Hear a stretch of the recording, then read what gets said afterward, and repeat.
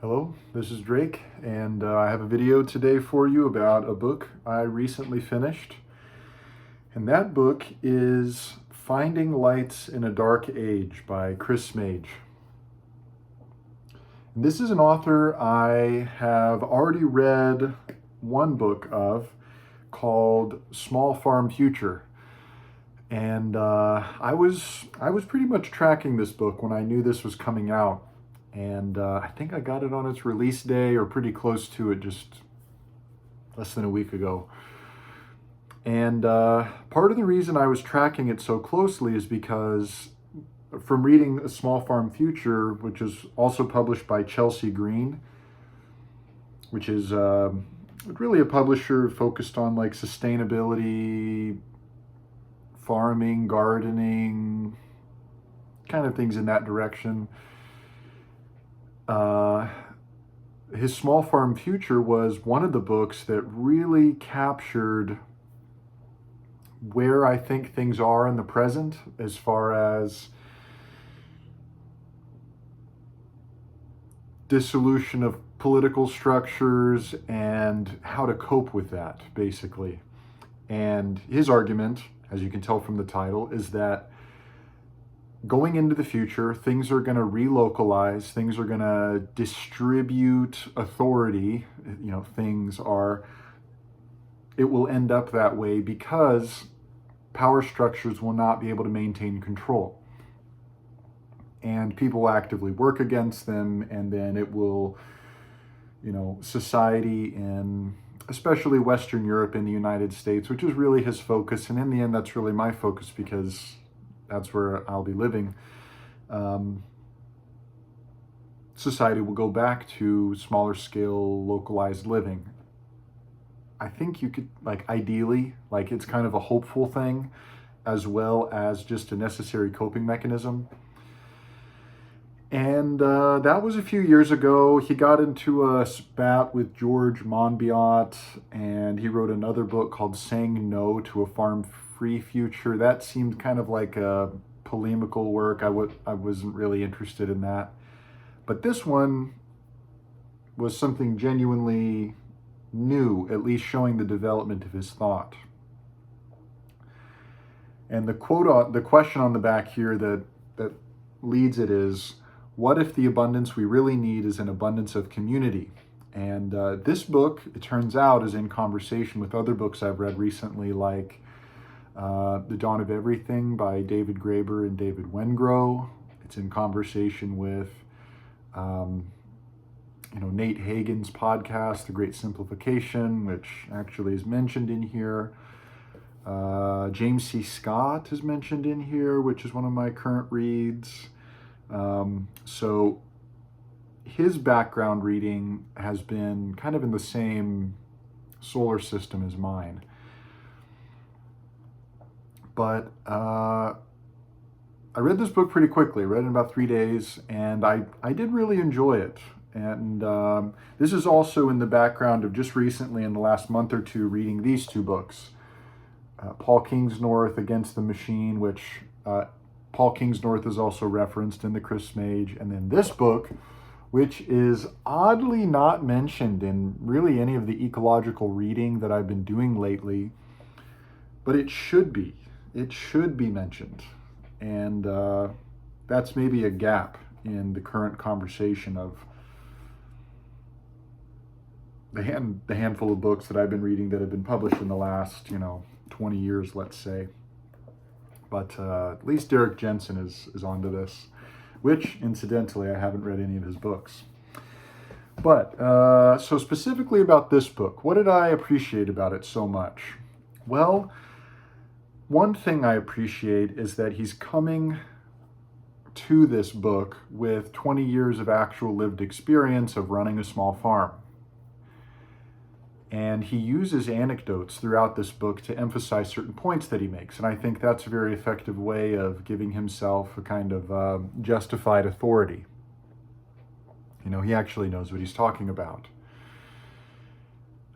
So I really enjoyed that. I appreciated his perspective on running a small farm for 20 years, what things have gone wrong, what did he do to fix those things, what has gone well, what is applicable in a wider scale.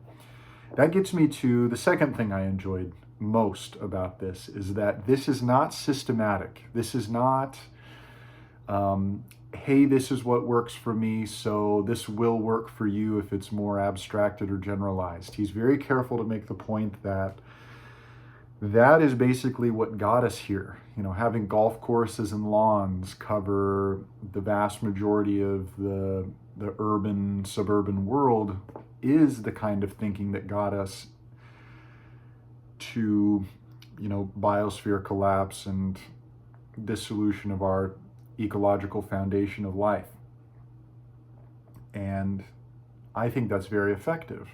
Now, I've noticed that people in at least American culture, and probably general Western culture, don't like that. They like to be given answers. They like to be given solutions. They like to have something that works there and then they can immediately apply it to themselves, you know, this kind of thing. Kind of a self-help, follow 3 tips to blah, blah, blah, you know, this kind of thinking is rampant. And it's of course exceptionally lazy, but it is also, again, like what got us here. Imagining that you can apply landscape practices in Scotland to Kansas or Las Vegas and not getting a catastrophe is just insanely stupid. And so he avoids that. He totally avoids that. So that's another like foundational thing I really appreciated. Now, the third thing I really appreciated about this book is that he references poetry and fiction. So very early on, he references part of T.S. Eliot's The Wasteland. I think he also references the Four Quartets. And then towards the end of the book, he gives a fictional, what would you say, like, yeah, an imaginative possibility of how life might be 2 generations down from him. You know, he imagines one of his grandchildren in his current town that he lives in towards the end of the 21st century. I think basically like mid to late 21st century. Now, he's not a great fiction writer. He's not trying to be. But he has deeply thought through what he's writing about. Of course, he's run a farm for 20 years. He was a sociology professor, I believe a sociology professor, social science professor before he got onto the farm. And he's fluent in, you know, academic kind of writings, but then I really appreciate that he uses fiction as a way of understanding, which I think is extremely appreciated in all of this ecological,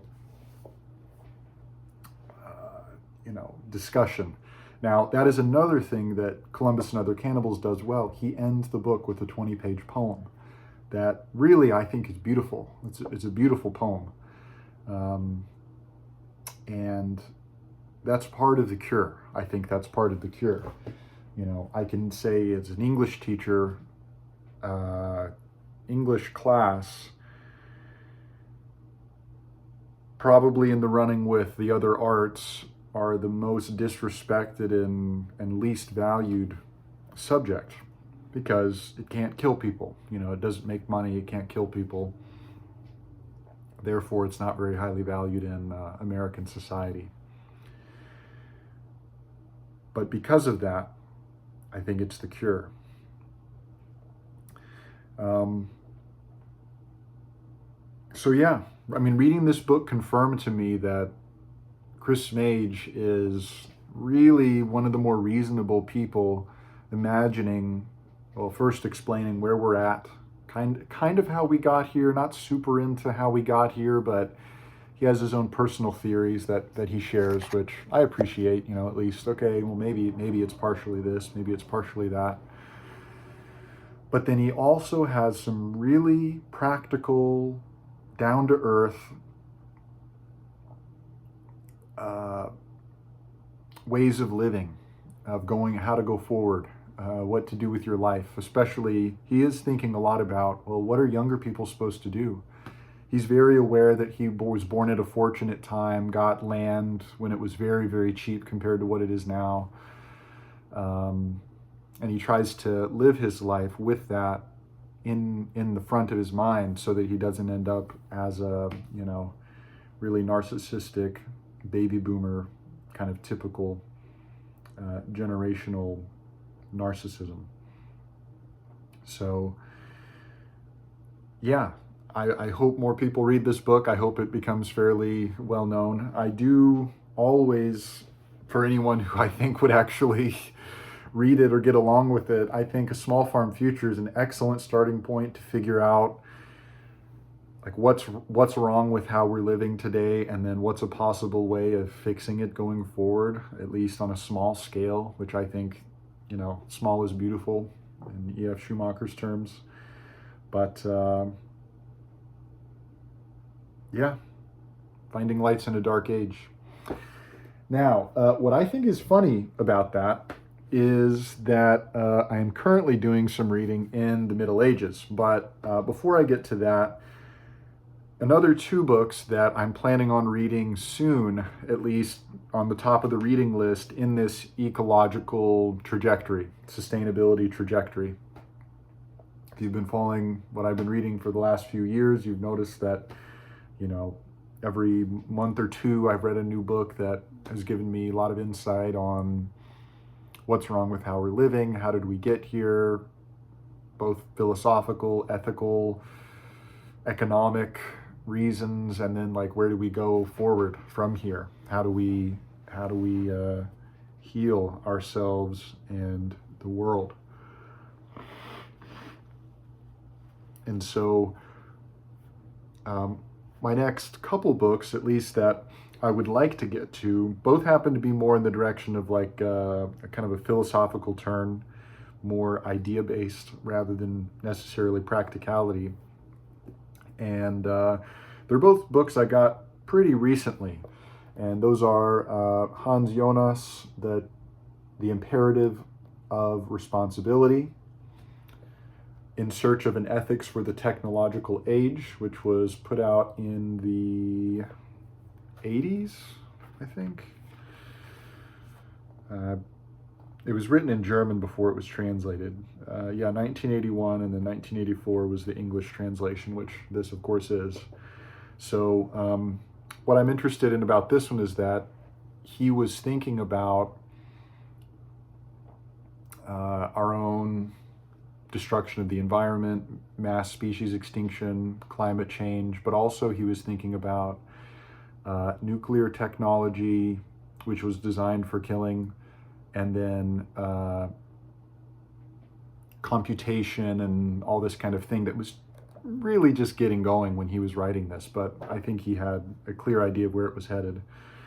And so that's one of the reasons I'm interested in that. What can be our ethical framework to reel in the most severe dangers on behalf of all of humanity? And then a newer book by Akil Mbembe, which I actually had a hard time getting a hold of. I had to have my local bookstore order it for me because it's printed in the Netherlands, I believe, by V2 Publishing. But this book, I'll just read a bit of the blurb. In this book, Akil Mbembe explores what remains of the human subject in an age when the instrumentality of reason is carried out by and through information machines and technologies of calculation. He discusses who will define the threshold or set the boundary that distinguishes between the calculable and the incalculable, between that which is deemed worthy and that which is deemed worthless and therefore dispensable. And he asks, like, where to go from there. And I think these will really help me get a clearer idea of what my thinking should be, partially on how did we get here, but then what should be our ethical framework going forward. if you're also on this reading path, let me know if I should read anything else. I have a whole stack here of books. A couple of the others I'm interested in is Herman Daly's Steady State Economics, The Monkey Wrench Gang,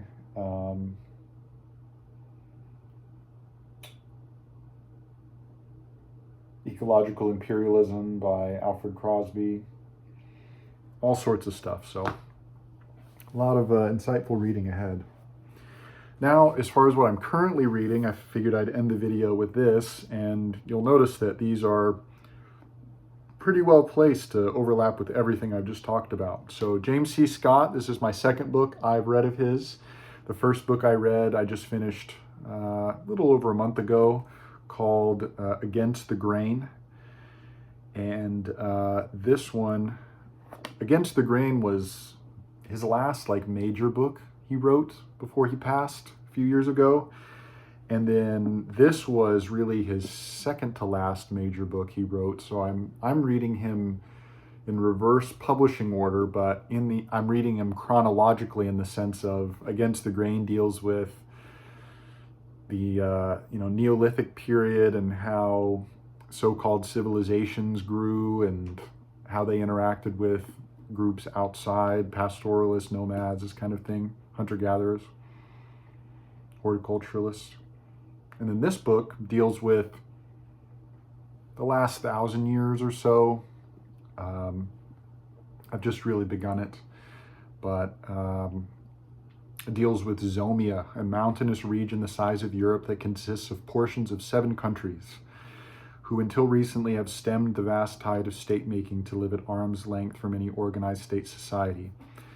And what I think is interesting is that already in this book, I can see overlaps with Akil Mbembe's thoughts about what's calculable, what's legible, are you taxable or not, as a big part of that. Like, if you're not taxable, you're not valuable to a state, or violence will be put on you to become taxable, and this goes back to Rome and before, of course, back to ancient Mesopotamia when mathematics as we know it was first developed.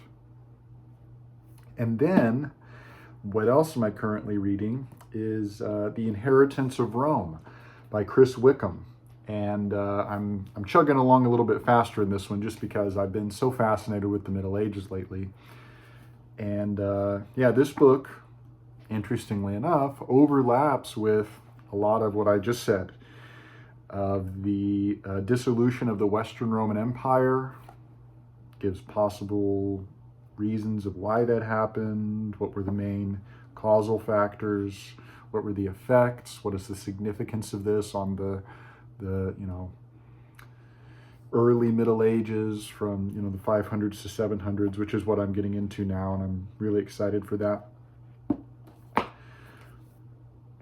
And what I appreciate about Chris Wickham is that you can tell he's extremely knowledgeable about this period, and he has all of the relevant information and theoretical apparatus at his fingertips when he's sketching something out for you. So you know that if he left something out, it was purposeful in the sense that it's either up to you to look more into, or it wasn't relevant for, let's say the state of the art of the period from 400 to 1000. And his is subtitled Illuminating the Dark Ages, which of course is the title of Chris Mage's book, Finding Lights in a Dark Age.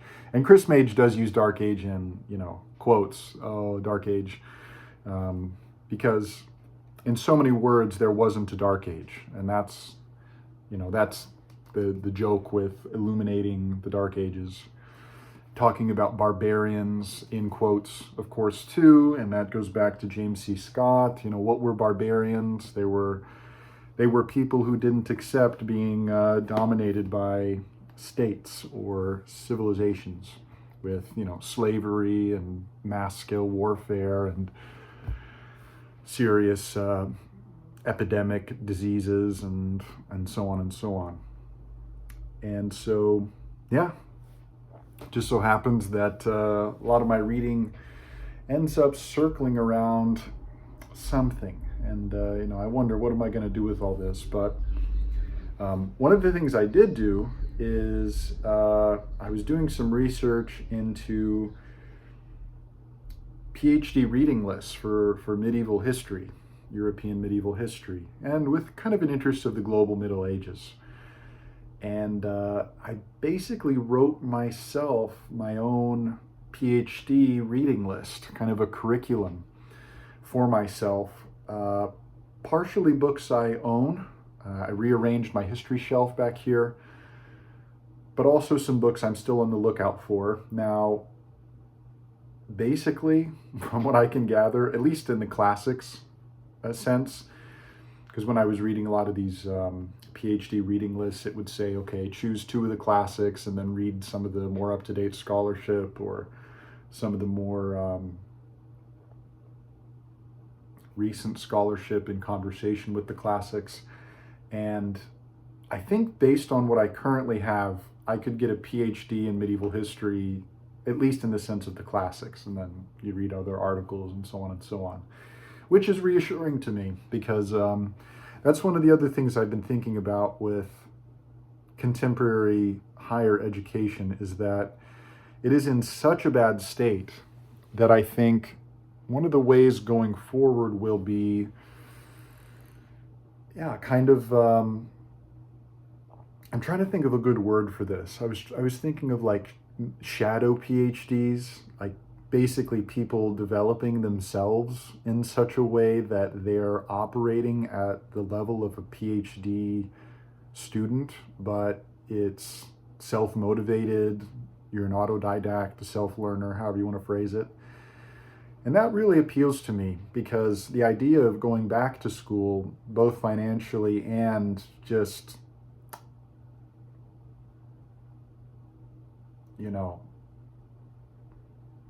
I don't know how to put it, just stomaching it. I couldn't go back to academia, at least how I see it. Now, there might be special schools here or there that I don't know about, but as a whole, it seems pretty rough right now for a variety of reasons, both external and internal.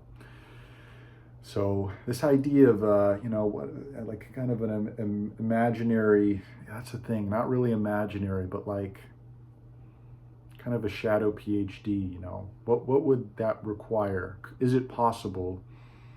Could a person hold themselves to a high enough standard to end up with the same knowledge, method, and theoretical grounding to function as a PhD student or graduate, without the certificate? I don't know. I think it's a tall order, but I do think it's possible. Of course, it'll be less possible than, an average kind of dingbat getting a PhD, but I'm not really so convinced about certificates anymore. So anyway, I didn't need to add that in at the end of this video, but that's kind of been on my thoughts too. Well, thank you for watching. If you're interested in my thoughts of my shadow PhD, I guess I could share that. I've put a lot of thought into it recently. Also, I plan on sharing some books I recently found related to the Middle Ages, because I went on a road trip and got a pretty amazing collection going. So, all right, well, that's that, and Death is a Gang Boss.